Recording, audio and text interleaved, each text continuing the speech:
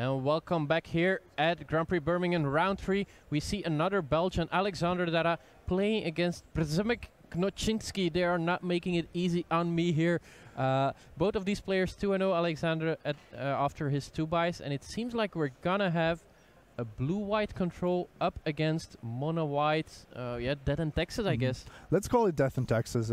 We see a lot of the taxing effects there. I don't know what's up with blue-white control. Why is everyone in love with this deck? I guess it's because a Hall of Famer is constantly streaming it. Gabriel Nassif just been streaming this deck for like the last month or something, I guess. I was poking a little fun at him because he was also trying to win with blue control decks in standard. That didn't go very well for him. Well, you know, you win some games. And then you get Raminep runes every other game. Anyway, let's see what happens here. Serum Visions for Alexander Dara and a second copy of Celestial Conate. What a shame Riley Knight is not in the feature match area commentating. We do have Traven Inspector getting in for 1. That's more of my game. Alexander Dara down to 19. And let's see what a turn 2 brings for Przemek. It's going to be a Leonin Arbiter. That one, of course, says you cannot search your library this turn unless you pay 2 mana. A dangerous card on Magic Online because you have to click it and pay 2 before you fetch. It's somewhat counterintuitive. Yeah, it's not like any other card. It somehow generates an ability you can activate that's not even visible. Yep. Let's see what Alexander does. He's got the Gideon. Detention. Gideon, kind of a strange card to me in this deck. I mean, it's aggressive, but do you want to be aggressive in a control deck? I don't think it's really aggressive. You know, you're playing it because it's a win condition that delays the game for your opponent. So that's, I think, the reason it's in there. It also gives you a much better game against a lot of the combo decks out there. Although against Grape Shot it doesn't really help. No, because you can just kill the Gideon. It works against the Lightning Storm, against Ad Nauseam. Yes, but if they draw their whole deck, you might also be in trouble. Let's put it that way.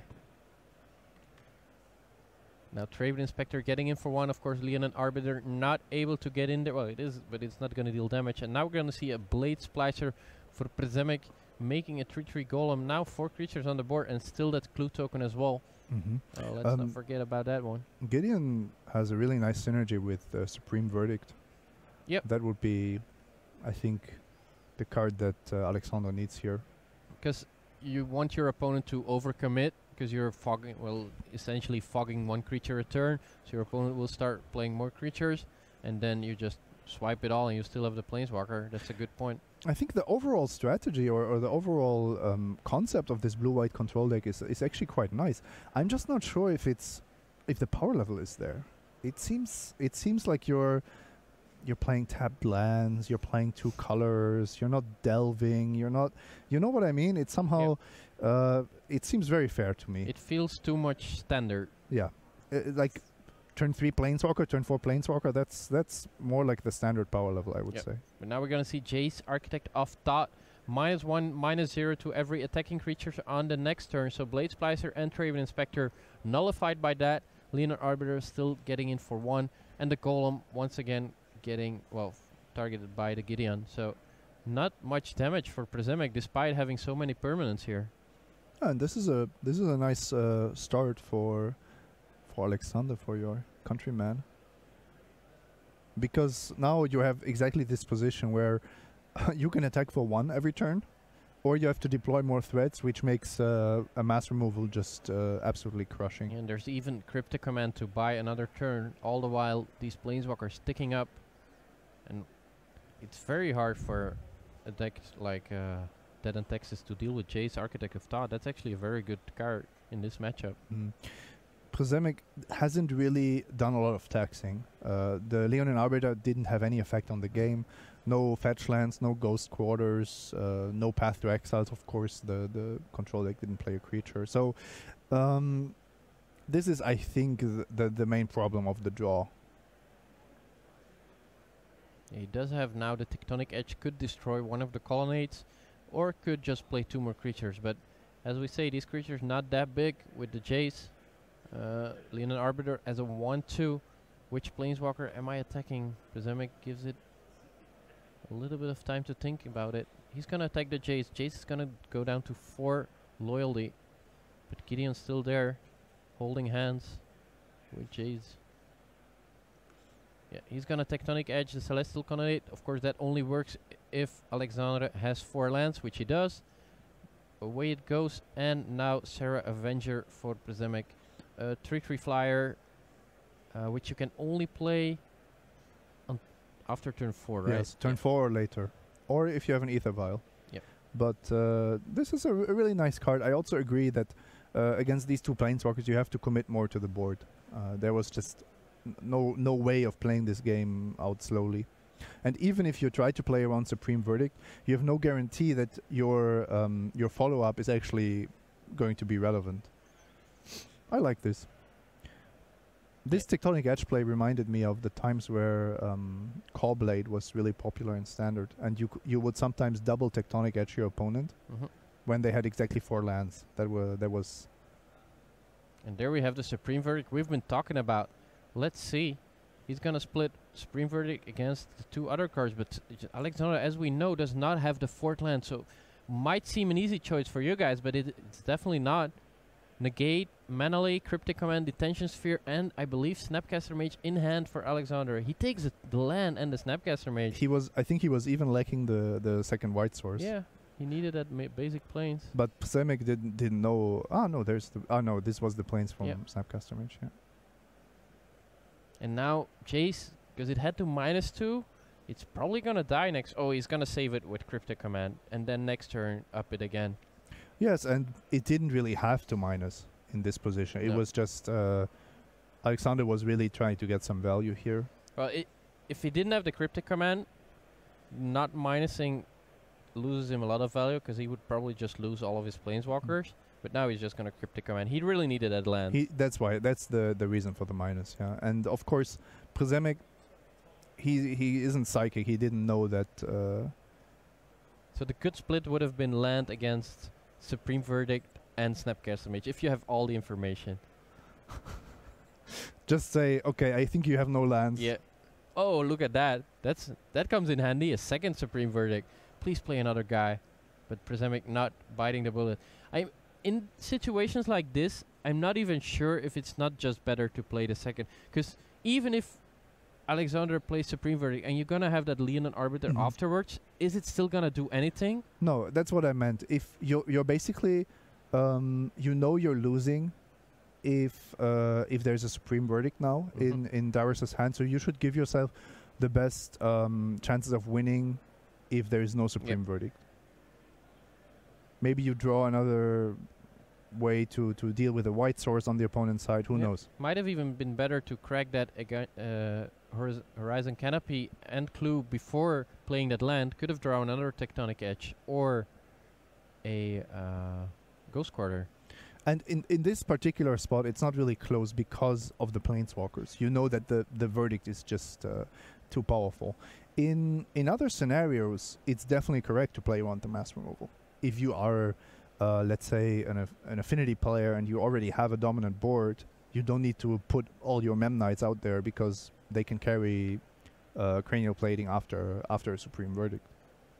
And there we have the Ghost Quarter with Leonin Arbiter, so still able to destroy a land though, because he kept back on that Leonin Arbiter. But is he gonna go for the land? I mean, he kind of needs to develop his board, right?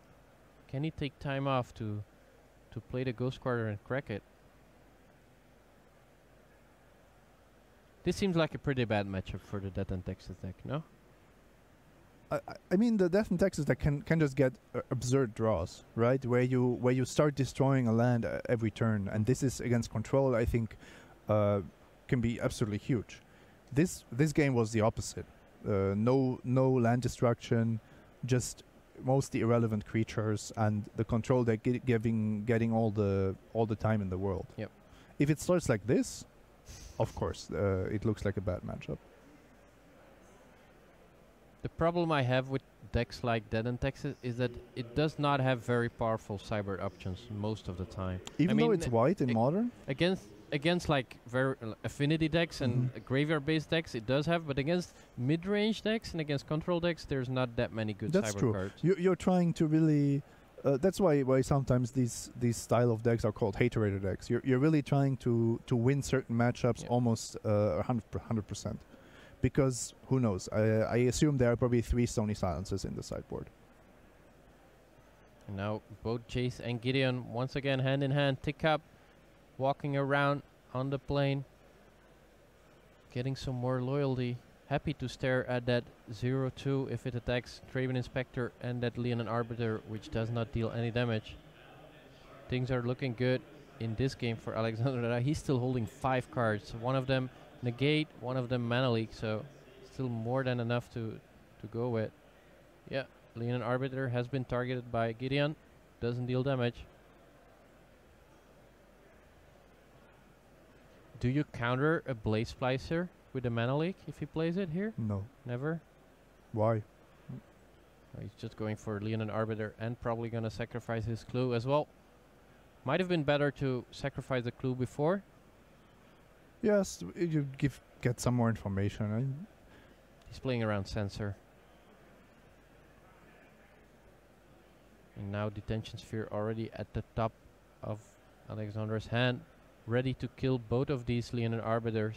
And that should be enough to prompt a concession, I think. You're sitting there with No. 4 lands and a Draven Inspector. No, taxes have not been paid. You're not giving up here, Simon. Come on. Here we see it, Detection Sphere. Premature, you think? Get rid of these. Gideon might actually get in there for 4. It's what I don't like about the blue-white deck. It's very slow to kill. If you play Jeskai, you still have some bolts. In this format, sometimes Bolt, Lightning Helix gets you there. But with this deck... With Snapcaster Mage in particular. Yeah.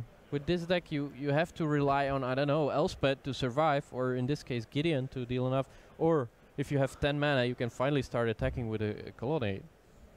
That's how blue-white control used to win, or even the Jeskai decks. They were kind of racing with Vendilion clicks, and then the final damage with the Colonnade. It's not my type of Magic. You like to get in there too as well, no? I prefer more proactive decks, but I'm more of a mid-range player. So both of these decks are the left one is too low on the spectrum, and the right one I still don't understand why it's so popular. Ah, we do see the scoop. There we go. 1-0 for Alexander Dara. His turn 3 and turn 4 Planeswalker just too good to... Even without, I think he would have won, to be fair, because he would have just swept the board anyway. Maybe Prezemek could have held back a couple of creatures, but then his clock would have been very slow. No, I don't think Prezemek had the tools to beat Supreme Verdict. Yeah, even without the Planeswalkers, I don't think. Now let's take a look at his cyber. We see Relic of Progenitus. Yeah, if you're gonna start cybering that, I mean, it does something, but it's not. Burton, Stony Silence, as we said, Sunlands, Gravedigger's Cage. Yeah, these are not the cards he's looking for. Gravedigger's Cage is theoretically playable, but of course it doesn't really do what you want. I like some of the other cards there. Dust Down, Crusader, Dust. I mean, Dust to Dawn is not really very expensive. You can flashback the Dawn part and maybe it, but yeah, it's like how much mana to flashback the Dawn? No, I actually think that Super Mario there is probably the the superstar, the best in this matchup. Yeah, the best choice. Yeah, there we see it. A couple of... is there also engineered explosives? No, that would be pretty bad in a monocolored deck. Yeah, that sounds... especially when your cards are the ones that cost 1 and 2 mana. He does have Phyrexian Revoker, so he does have some ways to fight Planeswalkers. That's true. I guess he just gotta hope for the Ghost Quarter draw backed up. Or maybe just the aggressive Ether Vial. Ether Vial is still a very strong card against control decks. Thalia. Yep. Should make almost all the cards in Alexander's deck more expensive. I'm a bit surprised why there's not more 3 mana Thalia. Also very good, right? Yeah, because there's so many non-basics running around, but I don't see a lot of them in most decks. Maybe just a bit too expensive. This deck looks almost more like a White Weenie deck than a real Death and Taxes deck. Yep. At least from the draw we've seen with the what is it, Serra Avenger. But it still does have quite some taxing creatures. There's Revoker, Leonin Arbiter. There's Flicker Wisp, which is sometimes also some sort of, yeah, if you play it in the upkeep, Blink a Land. Flicker Wisp can be amazing. Yep. Flicker Wisp can be one of the best cards, Yep. but it all depends, I think, really on do you manage to get that Ether Vial draw. Yep. Your deck operates at an unfair level, probably one of the best levels you can operate on in Modern if you have a turn 1 Vial. Yep. And if you don't, it feels, well, underwhelming. Yeah. I think it's almost impossible to build an Ether Vial deck which is also good when you don't have the Vial. It's somehow a natural consequence. If you could put 8 Ether Vials in your deck, it would be maybe 7. different. 7 is enough? Yeah, I think 7 is enough. Okay. So you need creatures to play it. What do you think about sideboarding the Relic of Progenitus? Because when I play against Control, I usually just want to put a clock. I don't want to start doing these kind of shenanigans and hope that I finally get some value when there's Snapcaster Mage. I just want to curve 1, 2, 3, 4, kill you on turn 5 or 6. I don't want to have slow cards. No, just bring in some Hero of Blade Holds and Geist of Saint Traft. I mean, Mirroring Crusader on turn 3. Yeah, that's I completely agree. It's I don't know how many dead cards Przemek had in his main deck. Maybe he took out some spot removal that he can never use. We saw him take out Wayfarer, the Weathered Wayfarer, the 1/1. He took out 1 Thraben Inspector, which also surprised me. Yeah, that's and then a couple of Path to Exiles. Because the Thraben Inspector also replaces itself, which is kind of why you put in the Relic. Yep. It's also a trap in Standard. We actually saw a tweet from Shaheen Sorani where he said, "People, stop sideboarding Dispossess against Blue-Red Control. It's not a winning strategy." And a lot of people are doing it because they don't have better cards to bring in, but it's still not a win. I mean, if I have the choice between playing Lord of the Undead on turn 3 or Dispossess, I just play Lord of the Undead. Because overall, it wins you more games, even though it sometimes looks a bit stupid to run into the mass removal and then they follow it up with powerful. The problem with playing around too many cards against Control is that you just give them more time to draw these cards and they'll usually just win them the game anyway. You can play against around Hour of Devastation by not playing that second or the third creature, let's say. But then if they still draw it, what are you going to do afterwards? There's always the turns after where you have no creatures left. You have to build up your board again. And then they might even have the second one or have enough resources to deal with the creatures you kept back. I think it's actually a little bit sad that, especially at the GP level, a lot of the pro players gravitate towards mid-range and control strategies. So we don't really see as much high-level aggro being played as we could. Yep. So also because you're almost retired, I know you are a famous aggro player. Very famous. I loved also to watch, for example, Paul Rietzel. When he was still also one of the White Weenie masters, basically. Okay, Craig Wesco still is. Still holding that torch. Yes. Craig Wesco is still standing up for the good guys. I mean, when he tweeted the program, he was like, ask me questions. I asked him, wouldn't you be a better player if you would sometimes consider different decks? He said, yeah, probably. You're probably right. There we go. Turn 1, Ether Vial. Craig Wesco would be proud. Planes. Let's see if he's got a turn 2 play. Do I see a Phyrexian Revoker here? No. No turn 2 play. Although there is a Tectonic Edge. We're gonna see a turn 2 play from Alexander, I think. Yes.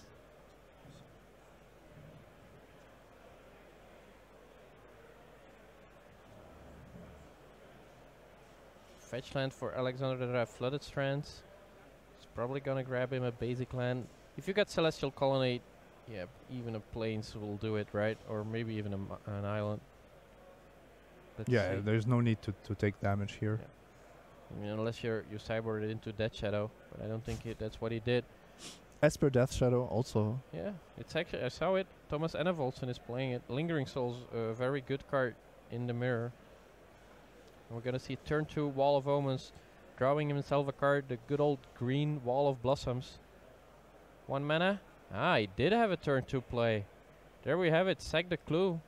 Oh yeah, that's a really nice synergy as well. You get to use your mana. Does draw a third land. He's got Restoration Angel. Fire Action Revoker and Blade Splicer, so quite a good hand. Another Traven Inspector as well. Alexander will have to put up a fight here. We already do see the Supreme Verdict, I believe. Yeah, and that's kind of the critical card. The Revoker can come down in response to a Planeswalker as well, which is kind of it's kind of cool. Serum Visions does it. He even has the lands to go with it. This is gonna be a tough fight for Przemyk. He does have the Restoration Angel to flash in. He kind of needs to draw Leon and Arbiter here. I feel like that's his chance. He does have the Ghost Quarter, yeah. Thalia would have also been really good, but if he had it, I think it would be in play right now. You don't want to, pass the turn to allow your opponent into playing all these spells. 2 cards on the bottom. These were 2 lands. Now Spreading Seas. Probably gonna see, get rid of that Tectonic Edge. Now is the moment. Only 3 lands in play for Alexander. Draws a card. Another Serum Visions. Alexander also seeing a lot of his deck this game. Everything he's played has replaced itself. Yep. Perfect mana, looking quite good. And also now, if you lose one of your lands, is it all that bad? Still thinking about that Ethervile. He did not flash in the Fire Action Revoker. Ah, there we go. Leon and Arbiter. That's a good draw. Yeah, that's your main route to victory. Should probably tap the blue land. No, keep up Dispel. Here we have it, Ghost Quarter. Get rid of Celestial Colonnade.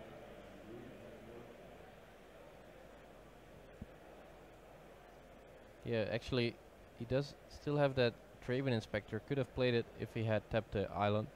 And now has to go for the attack. The wall is gonna jump in front of the Golem. And Alexander goes down to 17.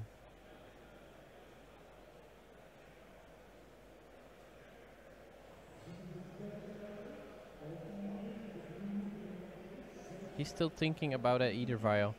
Do you play it on a Flooded Strands? It's a possibility. I don't think Alexander is holding any more Flooded Strands because he would have had the chance to play one last turn. And against the deck that's playing Arbiters, well, the Vial was already on 2, so maybe yes, but maybe yes, maybe no. No, I don't think you do it. I mean, the Arbiter is already punishing the Flooded Strand. Yeah. You want the Revoker against Planeswalker. If Przemyk draws exactly Ghost Quarter, he's in a really good spot. Can Alexander not just pay 2 unless he taps out again? I'm assuming Alexander has to do something at some point. He's already now he's taking 4 a turn. If you put the Revoker in, Spreading Seas and a Tectonic Edge. Both go to the bottom again, it seems. Alexander does not need any more lands. He's got plenty of them. Just needs to, keep them in play against Ghost Quarter. Yeah, and he's gonna go for Temple once again, not keeping up 2 mana. A little bit of dangerous play. That's not really smart. If you have so many untapped sources, right? Yeah. There's no need to expose yourself. Also, you might just fake mana leak or something like that. Let's see. Does Przemyk go for it? No. He's too dangerous. He's too cautious, I'd say. Even ticks up. Ooh, that's a good one. Flicker Wisp in response to Supreme Verdict. Keep my Blade Splicer. Attack for 4. Not too shabby. And then you have the Restoration Angel. Certainly regretting not tapping that Spreading Seas last turn, as he is gonna go for Traven Inspector this turn. Generates a clue, keeps up 2 mana, and says go. Alexander draws, looking at that double Supreme Verdict in hand. Another untapped land for him. Goes for the Plains. Has triple blue available. He's gonna go for Supreme Verdict, not gonna go for the Cryptic Command. Oh, the light. There we go. Somewhere light here in sunny Birmingham. We Let's see. Oh, he did not. He did not. He did not bring in that flicker wisp. He could have flicker wisped the blade splicer, right? Keep it till next turn. Yeah, that's what I thought he was planning to do. It seems like he's just gonna attack for 3 with the flicker wisp. He does get another trigger here, and that's Look at that. Blink the tectonic edge. He did it end of turn? Oh no, this punishes him so hard. He should have done it in the second main phase. Does it make a difference? Yeah, he could have double tectonic edged. Oh, he has another one? Yeah. He's gonna do it in the upkeep, I'm guessing. In the upkeep is good enough, right? He can do it end of turn, right? Yeah, end of turn. So yeah, I think it doesn't makes make a no difference. Yeah. Well, it makes a difference if he wanted to play Restoration Angel. But there now we have Flicker Wisp. yes, my favorite play. Yeah. Callblade, take that. So this works because you can activate the ability when your opponent has 4 lands. Yep. And then you basically reduce them down to 2. Oh, look at that. In my end step, blink in Restoration Angel. Blink the Flicker Wisp, comes back, gonna blink another permanent. Make sure that Alexander Dara has no white mana in his next turn. I think that's the play you want to make when your opponent has 3 lands. But it's still quite powerful now, because Alexander already down to 10. Yeah, now we are a bit concerned about the turn after, right? Because that could mean that Daras is back on 4 mana. Yeah, the light giving us a little bit of a headache here. Now turning black. Yeah, we have natural lighting here, so a little bit of fluctuations. It will help you out, help you guys out. There's a Flicker Wisp, a Restoration Angel, and an Ether Vial at 4, with 2 planes for Prezemic and double island planes for Alexander Dara. He's gonna take a look at his graveyard, signaling maybe a Snapcaster Mage. Nope, just gonna take 6, go down to 4.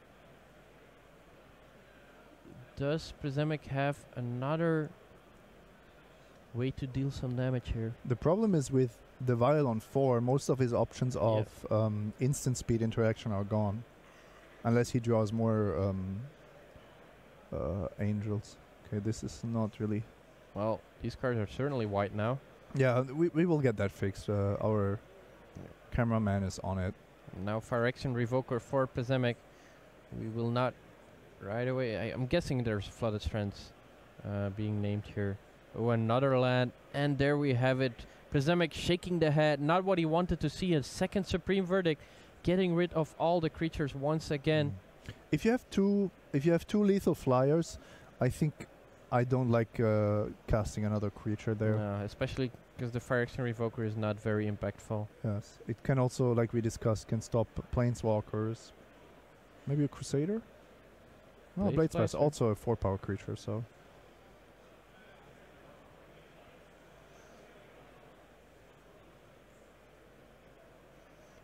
What he really needs here is a second Restoration Angel. That would, I think, but Alexander has actually the 3rd Supreme Verdict. All of them Supreme Verdicts. What else does he have? He's got the Cryptic Command and 2 Snapcaster Mage. This is a tough battle for Prezemic. But he's already forced to Wrath here, right? Yep. I don't think you can afford to play this like slowly and... Yep. Because you're risking just losing to Restoration Angel.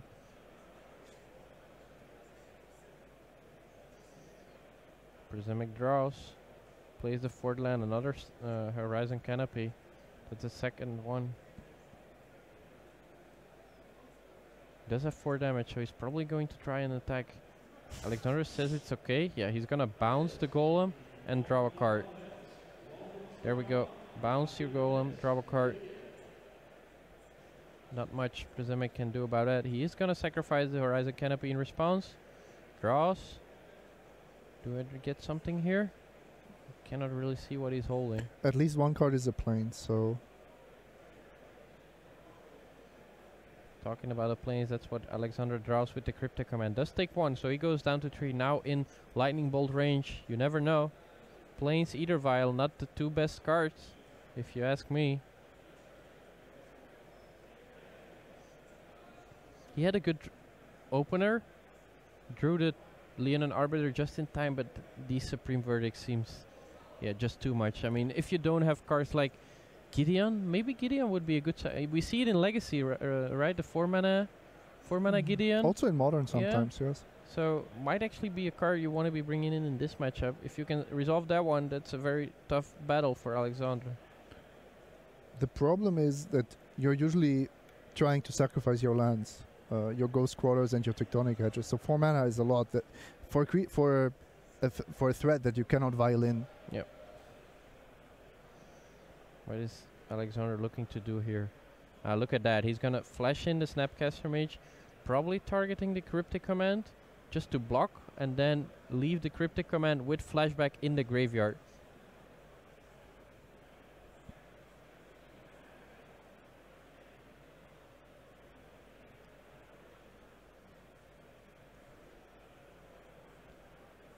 There we have it. Ambush Viper, jump in front of the 1/1.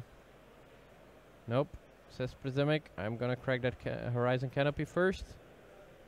Let's see, draws another planes, not the best of draws these later turns.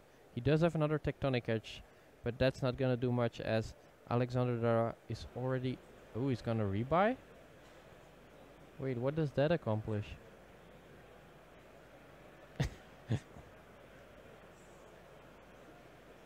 Not really sure what that accomplished. That's a 6 mana, the 6 mana chump. Well, he did get a card, but it seems really weird, Yeah, right? that seemed like a weird play. I think he should have been happy to get the trade. Yeah, trade and then bounce the Vial, draw a card. The Vial on 4. Yeah, it doesn't really matter when you're that far ahead, I guess, but it still seems like a counterintuitive play. Especially because he has almost too many cards to work with. Now once again he has to figure out a way, as we have Well, some he can more just lightning he can just problems. take 1 damage. It's not really it's not really a problem. Look at that, just draws 4. What is he? Why does he do it before his opponent is attacking? Is there a reason? Not that I know of. No. Maybe Talia? Oh, you can still No, do it in it's, response. you sometimes you have to This respond was to end your of turn. This was end of turn actually. Prismic did not attack this turn. So something that you should be considering is to always activate your vials. Yeah. So if you have a vial on 2, you just end of turn activate it to make your opponent scared of Thalia, and maybe they are forced or feel forced to respond. Yep. And if they don't respond, you have the Thalia, and maybe maybe you can win. It's something that Crack Westco actually always does. It's not only good because that turn where you draw the Thalia and you've been doing it all game, they will not suspect it anymore. They will think he doesn't have it anyway. Yeah, go ahead. And then you put it into play and it might be impactful. If you just don't do it and then all of a sudden you tap it, yeah, he knows what's up. So it's actually a good point. Just use it even if it doesn't have any effect. Just do it just to scare your opponent. Now we actually saw a fetch for irrigated farmland. Because these cards are island and plains, you can actually fetch for them. Same goes with the red-green land, which is a mountain and a forest, which they usually play in Scapeshift. You can also fetch that one. What's the name again? You need 2 basic lands for it to come. Cinderblade, yeah. For it's also a forest and a mountain. Yeah, discarding the Mana Leak, that one not much use against double Ether Vial. Plays another plains. And third Eagle Vial. Yeah. Okay. I mean, Prismic is holding on here, but ultimately his cards are not very scary, and Alexander is on 7 cards. He doesn't even have to do anything. Yeah. Up a game as well. The Blightspacer doesn't want to attack anymore. It's what is the kill condition here when the Celestial? Well, okay. When the Celestial colony, because there's already some colony, it's gone, I think. But I guess think it's just boredom. You wait until your opponent. Boredom. What's your winning strategy for this turn? Well, it's boredom. I just wait till my opponent scoops them up when I have 17 cards in hand. There we have a win condition. Gideon, we saw it last game. Is he gonna create the emblem? No. Just gonna say no to that Blaze Splicer. Activate for 1. What could be up? Wait, but then why don't you activate it in your turn? Traven Inspector draws Dusk down. Well, it's something. Now In 2 turns, it's there. we're talking. And Leonin Arbiter. Well, Alexander did discard the Mana Leak, so let's see if he's got another counter next turn. First, we're gonna see an attack. Traven Inspector gets Gideon to 3. Yeah, okay, says Alexander. Don't really need that loyalty counter anyway. Vial at 4, 3, and 2. So basically, any creature is gonna be free. Dusk.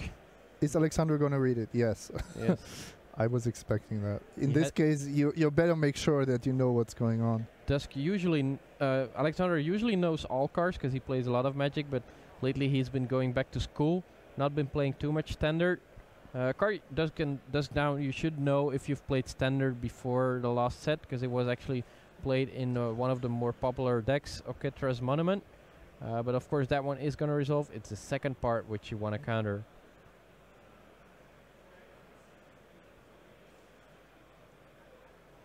Alexander finally gonna speed it up a little bit. Thank you for that.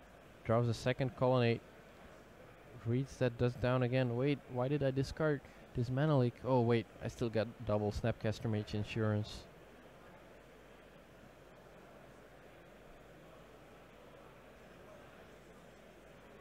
Serum Visions. Looking for what he already has. Jace, I'm guessing that one is gonna stay. Yeah, there we go. We've seen that last turn. Gideon and Jace make quite a good couple. And another Serum Visions as well. But first, we're gonna get rid of that Traven Inspector. I have to say the Gideon does look like a really good fit for this deck. It is a 3-mana Planeswalker, which is always always has the potential to just be a lot more powerful than the 4-mana alternative. You'd say that? 3 mana is better than 4 mana. but Yeah, I if you look at Modern, getting a 4-mana Planeswalker to be a main deck card is really difficult. You can have maybe Chandra in red-green Ramp, but that's also because they hit 4 mana by turn 3. How good do you think Jace the Mind Sculptor would be in this format? I think it would be really good, but not broken. Snapcaster Mage would still be better? Death Shadows? No. I mean, Death Shadow I think would be the better card in the format, but Jace would completely warp how control decks are built and played. I mean, look at this. You're playing Gideon and strictly superior, strictly worse Jace version. So imagine you had the ability to prevent one creature from dealing combat damage and then bouncing the other and then brainstorming, and we would be looking at a completely different format. So it's a correct ban, probably. I think you can go in a direction where you say 4 mana cards are inherently fair. Then first we have to free Bloodbraid Elf, of course. Yeah, that's where you're going. I knew that's where you were going. You and your Bloodbraid Elves and these Blightnings. I knew when he said 4 mana cards, he was gonna talk about Bloodbraid Elf. Just to remind you guys, Simon Gertsen, of course, he's a Pro Tour winner with Junt when it was just the best deck in Standard with Bloodbraid Elf, Blightning, and stuff like that. No. Very skill intensive Cascade. Bituminous Blast into Bloodbraid into Blightning. I didn't even play Bituminous Blast. No? No, that was too lucky. You needed to get too lucky for that. So Blade Splicer, Traven Inspector, Leonin Arbiter, and Mirren Crusader getting in there. At least one of them is gonna hit the Exile. Yeah, it's gonna be the Mirren Crusader. Does Prezemic has something to respond? He's gonna pay 2 mana. Oh, look at that! He smart boy, reminding his own card. But that does mean he is not able to flashback the down this turn. He knows it's not resolving this turn anyway, so maybe he wants to maybe even play around Mana Leak. That seems a bit ambitious, but who knows? At least Leonin Arbiter gets in for 1. Gideon goes down to 3. This is turning out to be a long game where you know the writing's on the wall after that second Supreme Verdict. Slowly but surely, Alexander Dara will get in some damage with his Planeswalkers or his Celestial Colonnades. Yes, but Przemek is making the right call here. He has nothing to lose, so just play on. No reason to give the victory to your opponent. No.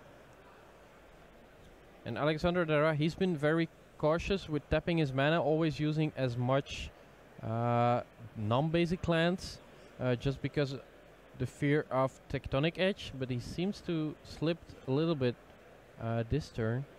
Oh, look at that. Stony Silence against the triple Ether Vial. Do you think? Yeah, probably the right call. It's so much easier to play when there's no fear of triple Ether Vial, right? Exactly. This is not... I don't think this decision is based on pure win percentage, but about preserving mental energy. Yeah. If the Stony Silence lands, you know your opponent has 6 planes. That's what you have to beat. Otherwise, you have to beat 6 planes, and any creature can come in at any time, and that's just uncounterable and awkward to face. When you're on 5, you don't know. Maybe your opponent plays a weird 4-cost creature that just destroys you. By the way, Relic of Progenitors is not the best combo with Dust to Dawn. That's another point about the sideboarding, and of course now there's also Stony Silence in play. So that's, I think, just in time, just in Shrouded. That it's like four 1 mana artifacts that do nothing. He's not biting the dust on the Dusk Down. Maybe he forgot about it. No, that's not possible. I think he was baiting the negate with the relic, but Alexander was on top of it. 3-0. Oh no, Cryptic Command to 2. Yeah, Cryptic Command. Alexander speeding up a little bit. Knows he's got the win in hand. Might even start attacking with the Colonnade here. No, that's not what control mages do. They want to grind out the game. He's a very deliberate player, right? Yeah, he plays very slowly as well in most games. Ah, there we go. The handshake. Boredom, I told you. Yeah. Well, if you can beat this board, it's boredom. Yeah. How do you win boredom? 2-0 for Alexander Dara. He moves to 3-0. Przemek Knoczynski, he did the best he could, but his hate bears just not matching up very well against the blue-white control deck. Supreme Verdict, not the best of cards you want to face. Oh, you have to keep your opponent off 4 mana. Yep. He tried his best. He had the double Tectonic Edge. We said this was the way to go, but it just wasn't enough, as Alexander Dara had enough lands. Anyways, ads are ready, but after that we're gonna be back with some more magic, so don't you guys run anywhere.